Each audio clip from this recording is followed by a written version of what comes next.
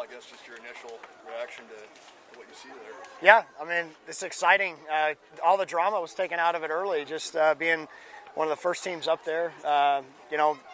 Regardless of where you go, who you play, it's going to be a good challenge. I mean, like I said, after the game on Saturday, it's 5 wins to Omaha, no matter how you draw it up. And, obviously our whole focus right now is finding out a way to beat Northeastern.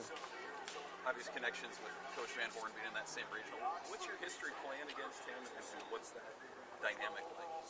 I want to say, so we played Arkansas 4 times when I was an assistant here. They came up here for 2. We went down there for 2. It's just always, and then when I was at A&M, we played them.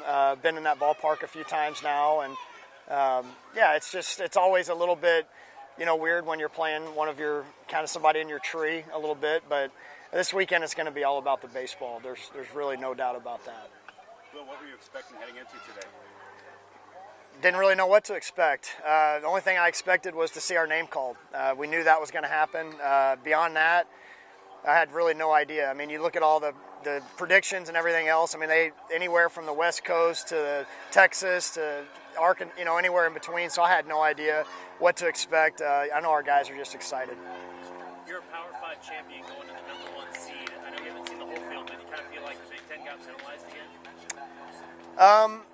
I would say not playing non-conference games, may have ended up. I don't know who's getting in from the Big Ten. I don't know how many. I don't know where they're going. But I think I don't know. It's hard to say. I think that we played as well as we can play, and that's all we got to keep doing. Arkansas won the SEC tournament and regular season. You've been a part of that league. How hard is that to do, and what do you know about their team? It's extremely difficult to do. I think there's only been maybe 1 or 2 other teams that have ever done it. It's just the grind of the season plus the tournament on top of that is probably as good a tournament as you're going to see anywhere in the country, just top to bottom. But they obviously have a great team, #1 national seed for a reason. Very complete team.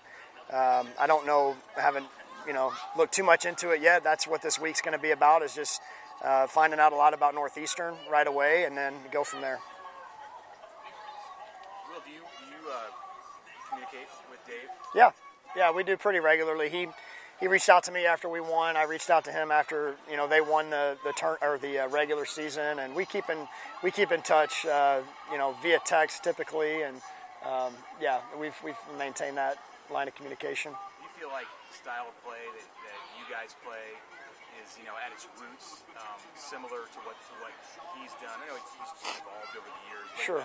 Are there similarities in the types of baseball teams that you coach? I would say so. I would say just that's kind of the style of baseball that I've known just as a player. I've kind of saw what worked here before as a player and as an assistant coach. And, bringing Coach Harvell here, he's kind of been in that same family tree with offensive baseball and giving him, complete control of that. He's done a fantastic job. And, a lot of the similar stuff, the pressure bunt game, some, guys that can run and steal, and then some guys in the lineup that can, drive the ball too. So I think you just want to be diverse.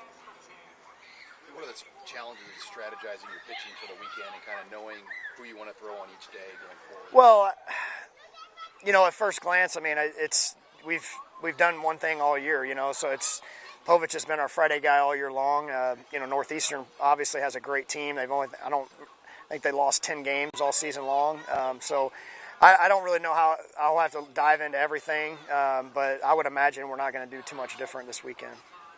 The way you guys were able to shut down Michigan so well with your pitching staff, how confident are you in those guys heading into the regional? Yeah, I mean, the same confidence I've had in them all year. I mean, they've really they've pretty much the whole year we've seen our guys throw strikes.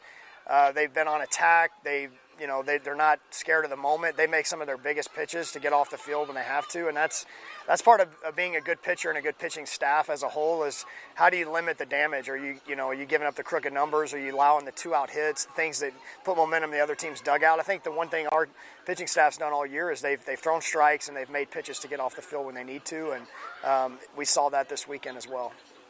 Well, how much did the pod format maybe give you a better sense of how a team could do in a regional format when you're playing multiple games? Well, it gave us a shot to see Perry, come out and see what an opener type situation looks like, and see some guys kind of emerge that maybe hadn't been used a whole lot in the 3-game sets.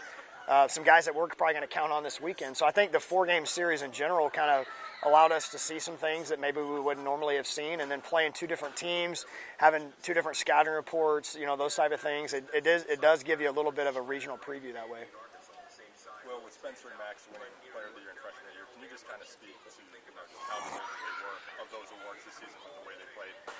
Yeah, with Max, the Freshman of the Year, I mean, it's pretty crazy how his regular season went. He hit a home run I think the first pitch of his collegiate career, and then ends up hitting a home run his last at bat of his regular season of his freshman year. So in between that, he was just very, very consistent. I'm really proud of how much he's improved at third base throughout the course of the year too. He DH'd a little bit early.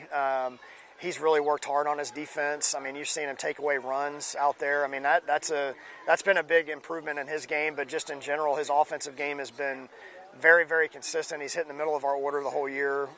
Very deserving. I think he was probably top 3 in the conference in hits, so all stuff that's tough to do, coming as a freshman, playing right away, number 1. And I've said this before with him, just facing a college right-handed slider for the first time and doing what he's done is very, very impressive. And then Spencer has meant everything to this team, just as far as the pitching side of it. If we don't have him at the back end of games, what's our record look like? He's hitting a 3-hole. He's played as good a college shortstop as I've ever seen in my life.